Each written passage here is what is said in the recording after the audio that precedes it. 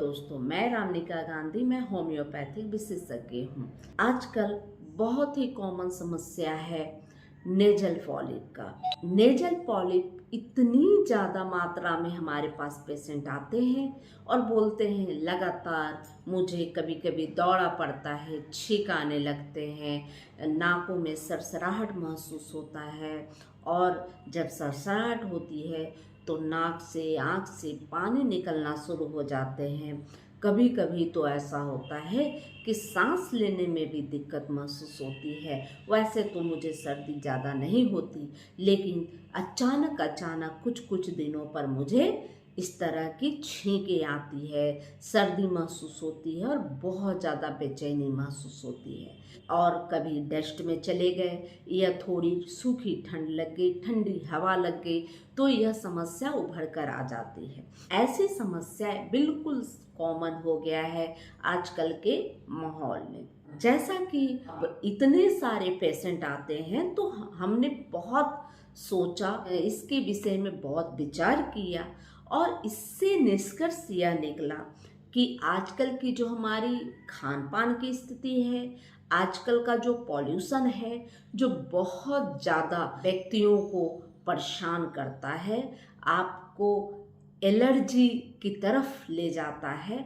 आपके शरीर में इम्यूनिटी कमज़ोर होने की वजह से खान पान अगर गड़बड़ होती है, रहन सहन में अगर गड़बड़ होती है तो आपकी इम्यूनिटी स्वतः ही कमज़ोर हो जाती है। और ऐसी स्थिति में अगर पॉल्यूशन का जो शिकार हम होते हैं तो उससे हमें एक और ज़्यादा एलर्जी की शिकायत हो जाती है। तो अगर इस तरह की एलर्जी बार बार होती है, बार बार हमें जोर से छींके आना शुरू हो जाता है, तो ऐसी स्थिति में नेजल पॉलिप कॉमन तरीके से बढ़ना शुरू होता है। जब हमारे नाक के मांसपेशियों में बल पड़ता है, जब हम जोर से छींकते हैं तो इससे क्या होता है कि हमारे नाक की मांसपेशियां जो होती हैं, जो मसल्स होते हैं, उसमें एक बल पड़ता है और इस बल के वजह से उसमें विभिन्न प्रकार की समस्याएं उत्पन्न होती है। जैसे कभी नेजल पॉलिप हो गया, कभी एडोनॉइड बढ़ने की संभावना हो जाती है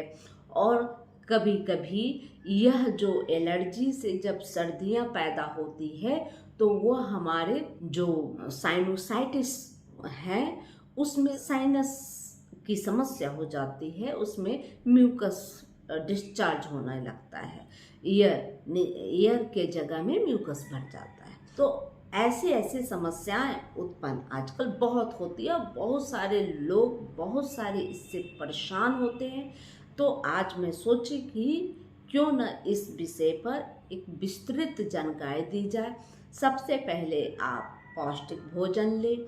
आप अगर दूध प्रोडक्ट भी ले रहे हैं तो पैकेट वाला लेते हैं और पैकेट वाला दूध में दूध कम और केमिकल ज़्यादा होता है।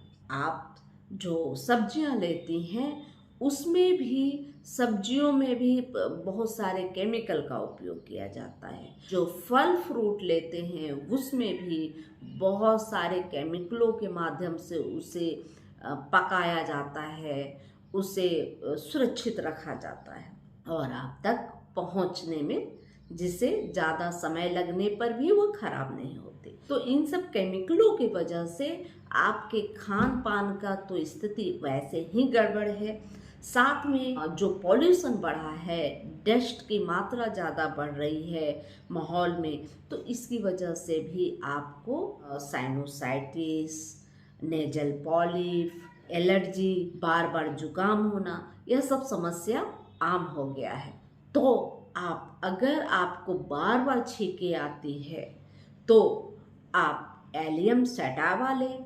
अगर यह शुरुआती दौर है तो एलियम सटावा लें और जिस्टिसिया एडाटोडा आवश्यक रूप से इसका इस्तेमाल करें। इससे देखा गया है कि आपकी सर्दी जो आ रही है उसकी प्रक्रिया कम होने लगी है। साथ में आप बेसिलिनम 200 आप सप्ताह में एक बार करीब 3 से 4 सप्ताह तक आप लें, तो इससे आप शुरुआती ही दौर में आप ठीक हो सकते हैं, जिससे आपको नेजल पॉलिप होने की समस्या कम होगी। अगर आप नेजल पॉलिप तक पहुंच गए हैं, आपके नाक के अंदर मांस बढ़ गई है, तो ऐसी स्थिति में आप लेमना माइनर व फर्मिका रूफा मदर टीचर का इस्तेमाल कर सकते हैं। दिन में 3 बार 10-10 बूंद आप गुनगुने पानी के साथ ले, तो आप देखेंगे कि ये 2 से 3 महीने तक इसका लगातार उपयोग करते हैं तो आपको नेजल पॉलिप की समस्या ठीक हो गई है।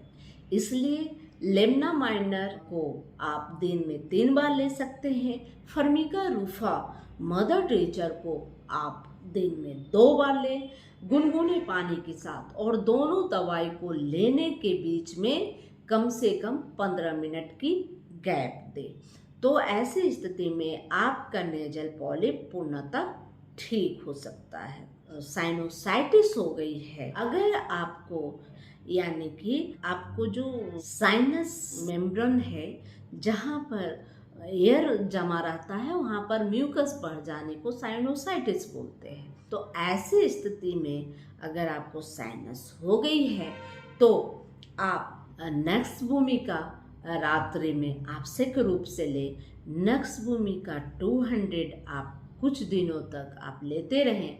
इससे आप देखेंगे कि आपको सांस लेने की जो समस्या बनी रहती है, दिक्कत महसूस होती है रात को सोते वक्त, तो वह सांस खुल जाएगा, आपकी नाक खुल जाएगी और आप थोड़ा आराम पा सकते हैं, और धीरे धीरे आपके कफ निकल जाएंगे, उस जगह से म्यूकस निकल जाएगा, तो आप उस समस्या से भी बच सकते हैं। क्योंकि इसके लिए एक मेरी स्पेशल वीडियो भी है, आप उसे आप देख सकते हैं।